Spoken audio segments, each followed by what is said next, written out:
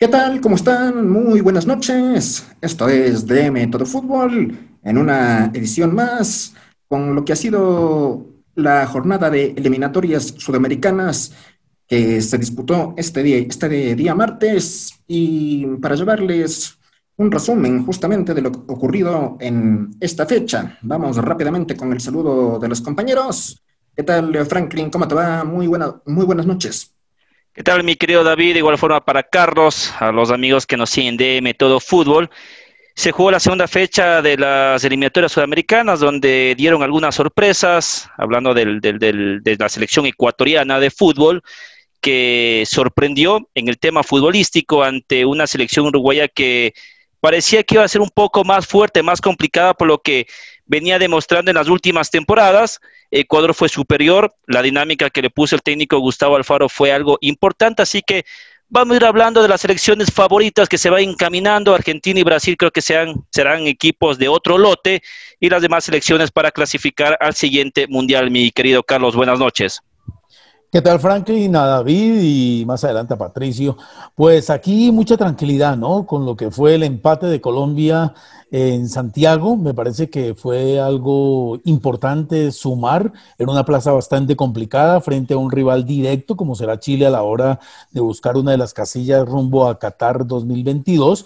Y con 4 puntos de 6 para Carlos Queiroz es un buen inicio, que llena de esperanza, que motiva y que deja también al cuerpo de jugadores y cuerpo técnico pensar con la tranquilidad de que se sumó y ganando, empatando en estas dos primeras jornadas. Entonces me parece que es bastante interesante el arranque colombiano en esta eliminatoria.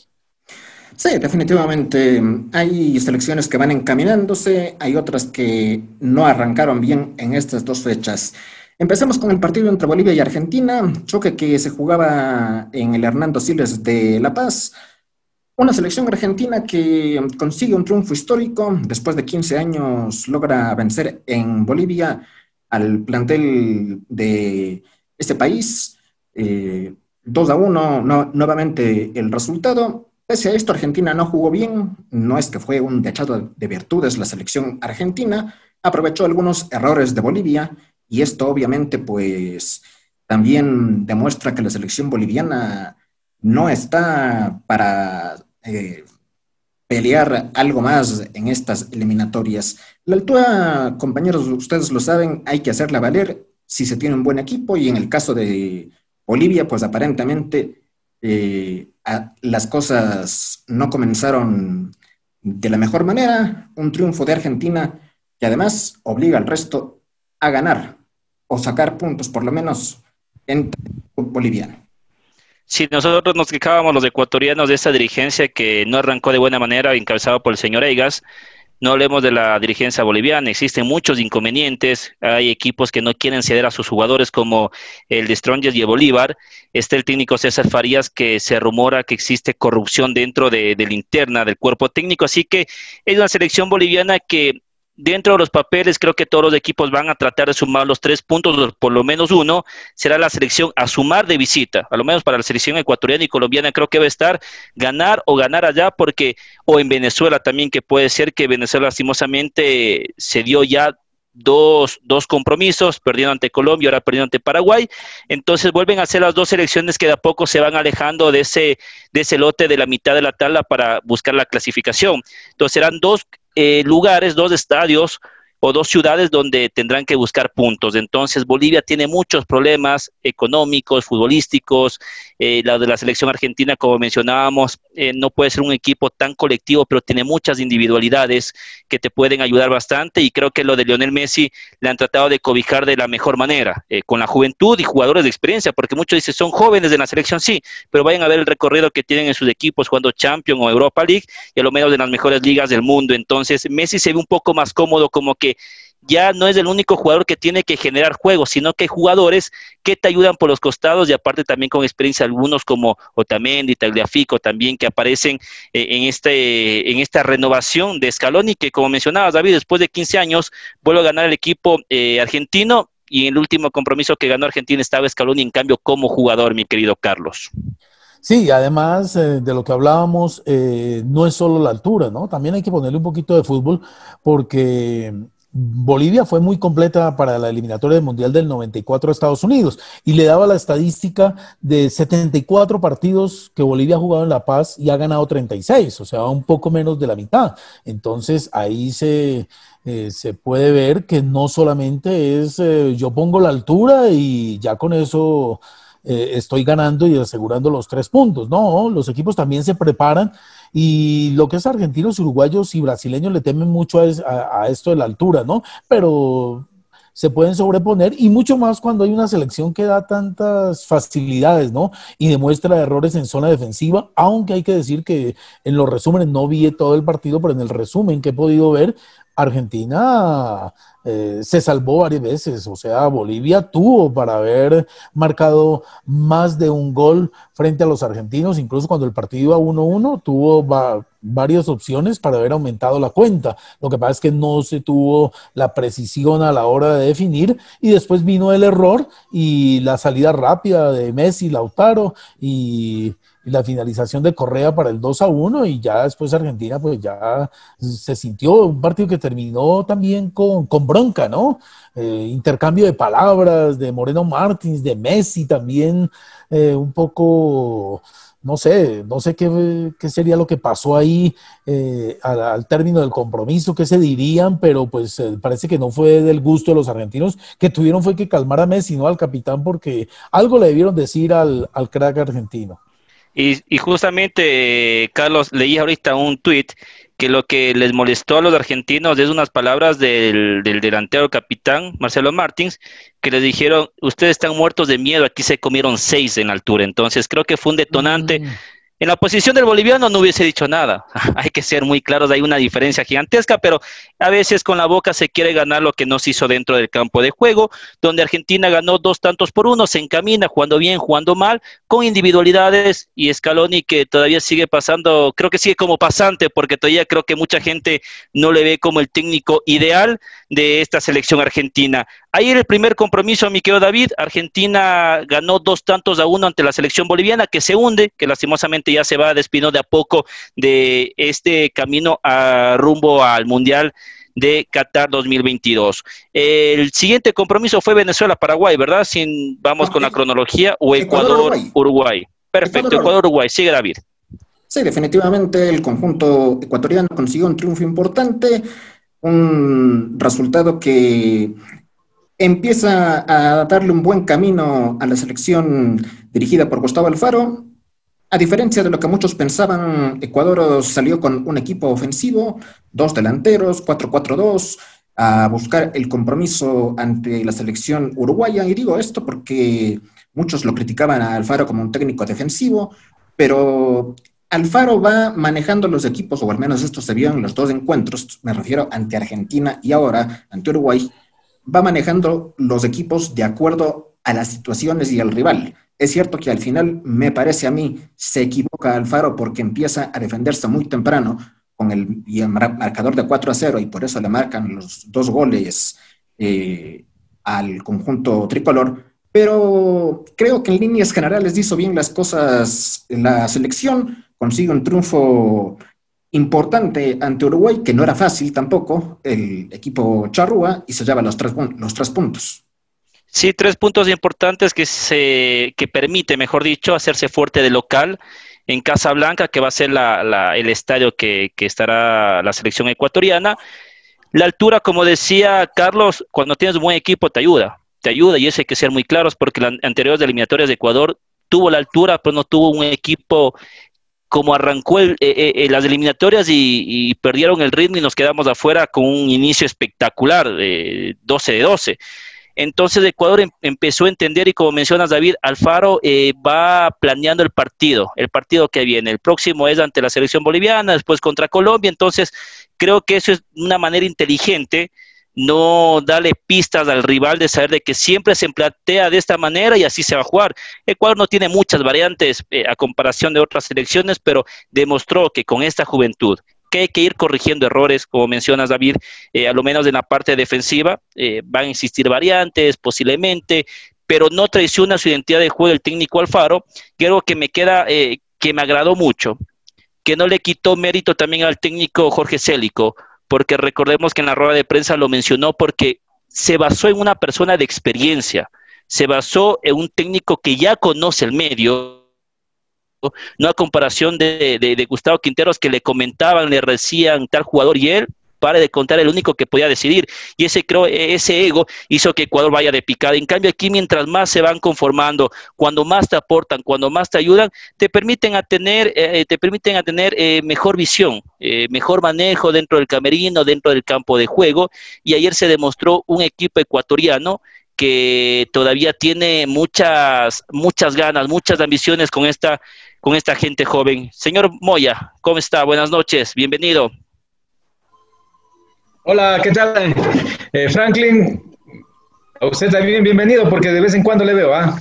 No, a mí me ve todos los días, donde quiera me va a ver. Sí, sí, sí. Le veo en una foto que tengo por acá, le veo todos los días, no se preocupe. Rezándome. Sí, sí, sí.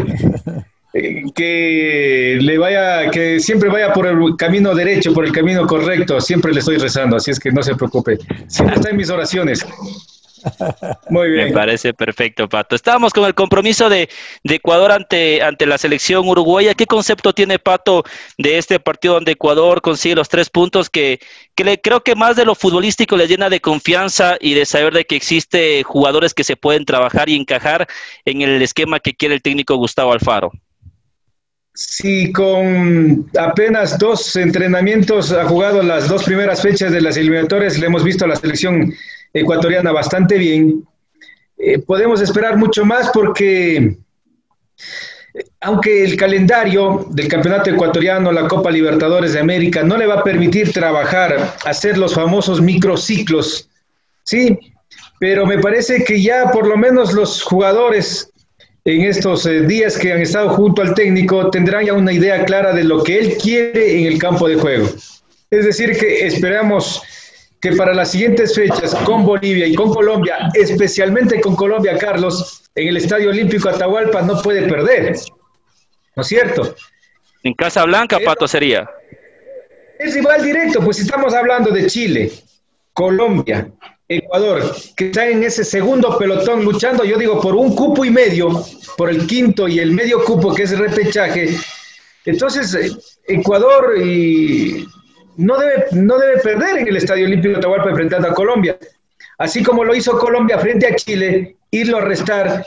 Entonces, son rivales directos en los que hay que sumar. Si se puede de a 3, en buena hora. Pero ya llegará con un poquito más de trabajo para la tercera y cuarta fecha, que son en el mes de noviembre, compañeros. Lo que pasa es que jugando de local, Ecuador, como el resto de selecciones, sabe que no puede perder ningún partido, salvo por ahí Brasil, que es superior al resto. O sea, por ahí se puede dar lo de Brasil, una derrota como local, ¿no? Rescatar puntos afuera, como puede ser con Bolivia, puede ser con Paraguay, ¿no? Que por ahora son las selecciones que aparentemente no arrancaron bien, pero el resto de selecciones, cuando son visitantes, el local tiene que ganarles, Carlos Alberto. Claro, y lo ratificó Ecuador. Me gustó que no desentonó a lo que le habíamos visto en Buenos Aires. Me parece que ratificó esa buena sensación que había dejado frente a los argentinos, y ayer a base de velocidad destrozó a los uruguayos. Me parece que esa fue la clave, sacarle el aire muy rápido al equipo charrúa y manejó a su antojo. Me parece que ese 4-2 es mentiroso. Yo creo que Ecuador fue muy superior a Uruguay, y esos goles en contra, para la diferencia de goles al final, cuando uno esté peleando esas partes definitivas, pueden pesar mucho esos goles, porque fue tan superior Ecuador que pensé que se iba a ir con el 4 o 5-0. La verdad, yo no veía por dónde Uruguay podía llegar a marcarle un gol al equipo ecuatoriano, pero bueno, llegaron un par de penas máximas bien aprovechadas por Suárez, que de todas maneras les sirven a ellos para mejorar su diferencia de gol, porque también con ese 4-0 Uruguay estaba quedando con un -3. Y ahora ya quedó con un -1, entonces ya más manejable. Me parece que en eso ha debido pensar Gustavo Alfaro, en tener una mejor defensa, no relajarse tanto en el remate del partido. Sí, y hay que decir también que... David, hay una cosa que no debemos olvidarnos para estas fechas que vienen, para la de noviembre, las dos siguientes, la tercera y la cuarta, es que vamos a tener, y los técnicos y todas las selecciones van a tener los mismos problemas, los mismos inconvenientes. ¿Me refiero a qué? A estar de pronto con muchísimas bajas por esta pandemia. A propósito... Sí, van a tener problemas, van a tener inconvenientes. Ojalá que ya para el próximo año, me parece que va para marzo, ¿no es cierto?, la siguiente fecha de las eliminatorias. A esas alturas ya tengamos, digo, una vacuna, un medicamento, que volvamos ya a la normalidad. ¿Sí? Incluso los escenarios con público, con espectadores, que será distinto ya para esas fechas de las eliminatorias. Pero para la de noviembre, me parece que va a ser con los mismos problemas, con los mismos inconvenientes, jugadores que tendrán que hacerse las pruebas, que algunos darán positivo, que se quedarán fuera. Es decir, que va a ser complicado también para el mes de noviembre. A propósito, la FIFA está estudiando incluso en a lo mejor no jugar en noviembre, dependiendo de cómo venga el rebrote en Europa, porque sabe, y ayer ya se comentaba acá, que a lo mejor la FIFA estudiaría la posibilidad de no jugar en noviembre, precisamente por todos los problemas que se tuvo para y lo que se está presentando con muchos contagios en territorio europeo. Entonces, vamos a ver en este mes qué pasa. Sí, definitivamente. Me parece que al final estamos hablando de una situación que es complicada para todas las selecciones por este tema del rebrote que se puede venir, pero ya en lo futbolístico y para pasar a otro partido, creo que al final Ecuador logra pues un buen resultado. Lo de Uruguay por ahí queda debiendo en lo futbolístico, ¿no? El equipo uruguayo, yo al menos me esperaba más del cuadro charrúa en este juego. El siguiente partido lo disputaron Venezuela y Paraguay, las selecciones que se enfrentaron en Mérida, en Venezuela. Un resultado para el equipo paraguayo que es importante, se logró recuperar del empate en condición de local, que ahí no logró sacar los puntos en casa, y ahora gana de visita a una selección venezolana que pudo igualar sobre la hora, pero le anulan un gol por la mano que sí existe de parte de Yangel Herrera, si es que no me equivoco, que fue el jugador que empujaba con el brazo, y Venezuela perdió un invicto de 4 partidos de local por eliminatorias.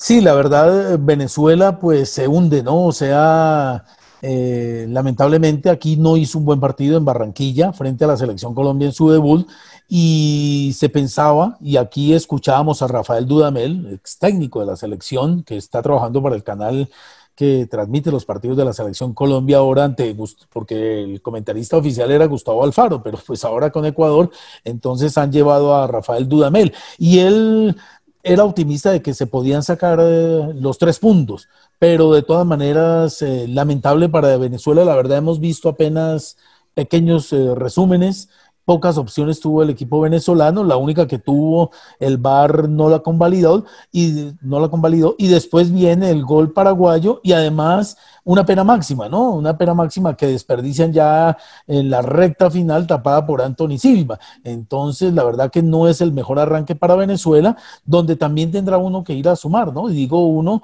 a las otras selecciones, me refiero a las otras selecciones porque ya, pues, Paraguay puso ese listón, entonces allá hay que ir a sacar puntos. Sí, Pato...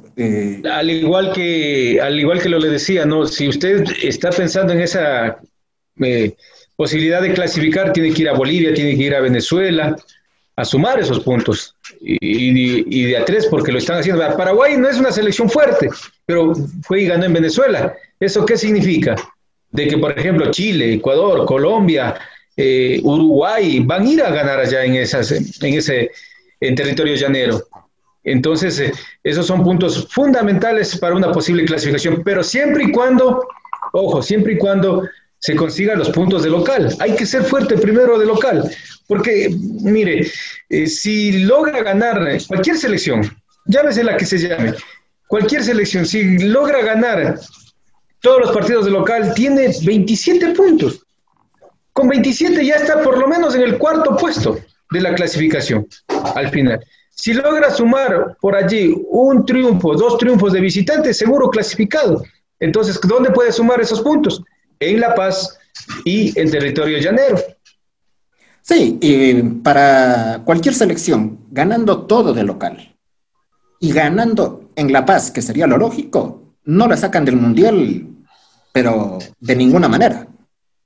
Sí, no, es bastante complicado. Venezuela veía también y leía era que la ausencia de sus delanteros, ¿no? Joseph Martínez, Salomón Rondón, el mismo Fernando Aristigueta, que tuvo problemas, los inconvenientes aquí para entrar al país y todo eso, y pesó mucho la ausencia. Dice que no tenían pues sus delanteros titulares y que eso al final en los resultados pesó mucho, a lo mejor en el partido con Paraguay, ¿no? Porque aquí la verdad lo que atacó Venezuela fue muy poco en Barranquilla. Sí, bueno, Perú-Brasil fue el choque de la polémica, el choque en donde hubo algunas circunstancias que analizar. Si bien el triunfo de Brasil 4-2 es importante, pero hay que indicar que la acción que se da para el 3-2 en el lanzamiento penal, en el segundo penal para Brasil, en donde sancionan una supuesta falta en contra de Neymar dentro del área, para mí no es penal. Eso da a los reclamos de los jugadores peruanos, se cobra para el 3-2 y después se suben los ánimos, empiezan los problemas, se va expulsado uno de los jugadores de la selección de Perú y ahí se le cayó todo a Gareca y al final termina perdiendo 4-2. Hay que indicar una cosa, bueno, lastimosamente la selección peruana creo que está ya terminando la época dorada porque tiene que ir renovando, hay jugadores que ya desde el punto de vista futbolístico cumplieron su ciclo, lo de Farfán también, no se va a comprar un chico de 20 años, 21 años con lo de Farfán que ya tiene casi 35 y 36. Brasil, que puede observar casi todo el compromiso, fue superior, con más ganas del equipo peruano pudo empatar. De ahí lo que sí me queda pendiente con los árbitros es con Neymar, que es un jugador que se deja mucho caer, quiere sorprender en todo momento al árbitro y hay que comentar a Neymar que ya hay el VAR, o sea, que estás en una falta, te van a sancionar y van a revisar. Neymar, ayer le conté unas 10, 15 veces que se lanzó y quiso impresionar y no hubo ninguna tarjeta amarilla. Y eso creo que es lo que le molesta también a la gente peruana. Y lo de Zambrano, bueno, lo de Zambrano es un jugador muy rústico, muy agresivo. Recordemos que contra la selección paraguaya tenía que haber salido expulsado y no jugar este compromiso. Entonces, a veces juega con el tiempo contado y una selección de Brasil que es firme candidata. Jugando bien, jugando mal con Argentina van a estar en la parte de arriba. Perú será un equipo que le veo que de a poco va apagando las luces en esta eliminatoria, no solamente voy a decir por el tema futbolístico, sino que ya van jugadores desapareciendo. En un momento Chile, como mencionábamos también Chile, pierde también ya cabida, ya no se puede jugar con todos los dedos con el niño Maravilla, que es el joven Maravilla, ahora con Vidal, con todo, se va acabando esa gloria, como pasó en Ecuador también, que tuvieron que renovar, no todas las veces se pueden ir al Mundial. Entonces, en Ecuador en este momento, ¿cuál es la ventaja? De que está renovando, que tendrá una selección para otra eliminatoria y se va a ir conformando. En cambio, Perú dejó mucho que desear. Brasil, con muy poco, presionando, le arrinconó al conjunto de Gareca y se vio el resultado. Obviamente, el último gol quedan las dudas, quedan un poco las dudas, pero el tercero es un penal muy claro, es muy claro. No hay que ser muy agresivo en la marca para que el árbitro cometa, diga es penal. Porque hubo una jugada también que le jalaron un agarrón a Neymar y la gente se molestaba que el agarrón es agarrón, por más de que sea leve, te está cortando la vía de ir a jugar o de ir a presionar en alguna jugada. Sí, no, y además el VAR, ¿no? Ahí es donde tiene que entrar el VAR a funcionar y ayudarle al árbitro. Pues, Entonces, la otra pregunta es, ya salió Bascuñán del hotel porque lo tenían rodeado de policía, ¿no? La gente se fue a protestar y Ya muchas salió. firmas, sí, y muchas firmas en contra del arbitraje, todo eso. Aquí, la verdad, con los chilenos nosotros tenemos mucha reserva, con los árbitros chilenos tenemos mucha reserva, y yo se lo mencionaba que los árbitros chilenos, a nosotros los colombianos no nos dan mucha confianza desde hace mucho tiempo, pero ahora con el VAR tampoco, porque es que los que lo manejan también miran cuál es el rival, ¿no? A quién tienen que favorecer o no con el VAR. Entonces, yo le creo más en los fuera de lugar y en estas jugadas porque son milimétricas y dicen, no, está adelantado porque tiene la cabeza 20 centímetros adelante, algo que uno no alcanza a ver en el momento de la jugada del partido, pero en esas jugadas uno se dice, el VAR es perfecto, pero en esas otras jugadas entonces se siguen acomodando como el árbitro en la misma cancha, ¿no?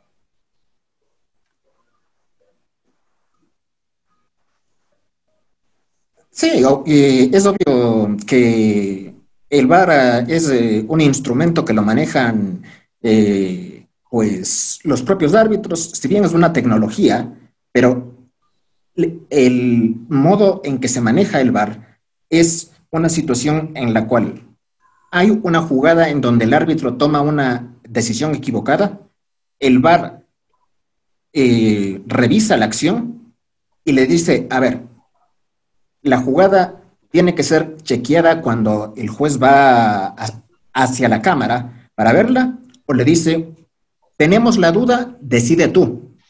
Tenemos la duda, toma tú la decisión. Pero David, el último que tiene la palabra es el árbitro. Exactamente, exactamente. El árbitro es el que tiene la palabra, así revise o le digan algo del VAR y todas esas cosas, pero el árbitro es el que tiene la última palabra en determinar tal situación en el campo de juego. Pero lo que pasa es que hay árbitros que tienen poca personalidad y eso les asusta. Cuando tienen rivales como Brasil, cuando tienen rivales como Argentina, y todo eso ha sido de siempre. Entonces, va a tener problemas. Mientras tanto, la Confederación Sudamericana, si no determina árbitros que tengan capacidad para decidir en el campo de juego. Yo no sé si tenga que ver ya con la capacidad este tema. Para mí, como siempre lo hemos hablado, hay selecciones que tienen un peso específico ya sobre el resto, llámese Brasil o Argentina, por ejemplo, y los árbitros en muchas ocasiones pues se dejan llevar por ese tipo de situaciones, y cuando tienen que inclinar la balanza en alguna jugada por ahí dudosa, lo hacen a favor de esas camisetas, llámese Brasil en este caso, o como puede ser también Argentina o Uruguay. Bueno, Carlos Alberto, Chile y Colombia jugaron un buen partido, empataron 2-2. Hay que decir que Colombia logró el punto sobre el final del partido. Sí, me parece que fue un buen resultado para Colombia, justo, me parece que era lo mejor para este compromiso que vimos ayer en Santiago, partido donde se jugó mucho en mitad de cancha.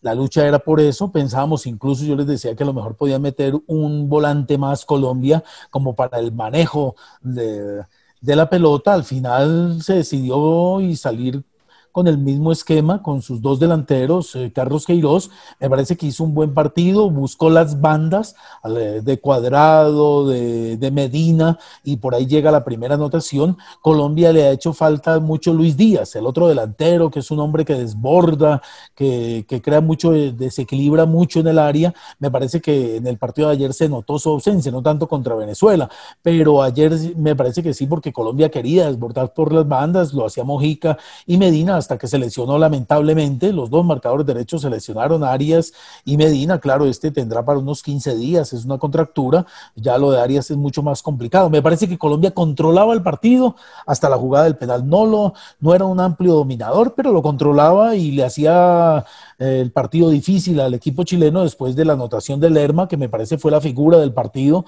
de lo más destacado de Colombia en territorio chileno. Hizo su primer gol con la selección, y Falcao, que anotó el otro gol, llegó a 35 y es el máximo anotador de la selección colombiana, con 35 anotaciones.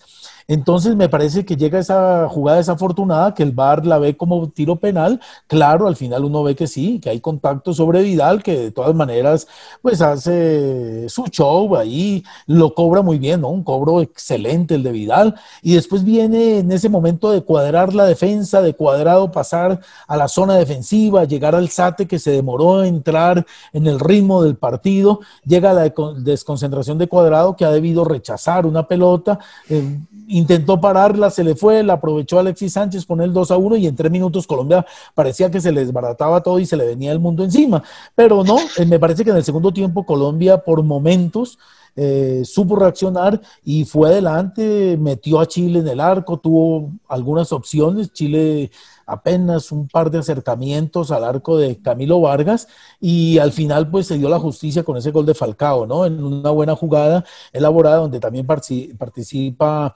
Alfredo Morelo. Me gustó lo de Carlos Queiroz, que fue atrevido, fue agresivo, no se escondió a pesar del 2-1, no le servía el 2-1, tenía que intentar ir a buscar el empate, sacó un volante de marca como Wilmar Barrios y metió a Falcao, que al final pues fue el hombre que marcó el gol definitivo para el 2-2. Me parece justiciero ese punto para Colombia y el resultado del partido.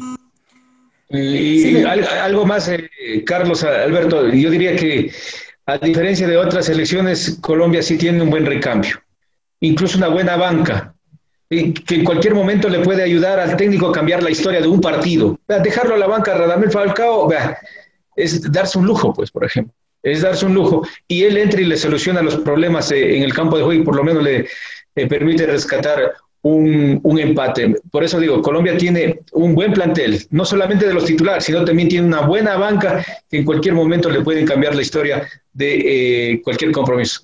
La siguiente fecha se viene. Aquí hemos hecho más o menos una lista de 32 jugadores que podrían ser titulares, ¿no? Los que llamó, más otros que por uno u otro inconveniente no pudieron llegar, pero sí, en ese aspecto Queiroz tiene una ventaja sobre otras selecciones. Hay que decir una cosa sobre este tema de Vidal, ¿no? Que lo comentaba Carlos Alberto, y es importante en el sentido de que Vidal fue vivo, es un jugador muy vivo en ese sentido, porque ojo, más allá de que haya o no haya infracción en contra de Vidal, ¿no? Vidal se queda en el piso porque sabe que el juez lo va a ir a ver, si es que había la situación de que él se quedaba en el piso, y después el árbitro va a revisar la acción. Si Vidal se levantaba, por más que haya habido infracción y sea leve, si Vidal se levantaba, pues obviamente esto ya quedaba de lado, no había la jugada, todo seguía igual, pero fue vivo en quedarse y esto dio para la acción del conjunto chileno. Sí, exactamente. Sí. Sí, él esperó a que el VAR revisara, le dio el tiempito para que revisara a ver si lograban ver el contacto de Lerma con él, ¿no? Me parece que Lerma, pues, fue su único pecado, ¿no? Porque de resto tuvo después una jugada también como para un segundo gol, su remate le salió muy de frente al arquero, pero tuvo una jugada a lo James Rodríguez, que se llevó la pelota dominándola y llegó pisando el área y casi que anota otro gol. Excelente lo de Lerma, y me parece que en este momento Colombia, una de las ventajas también que tiene, es que tiene a todos sus jugadores en buen nivel y a todos jugando en sus respectivos equipos, lo que no pasaba en otros momentos, en otras ocasiones.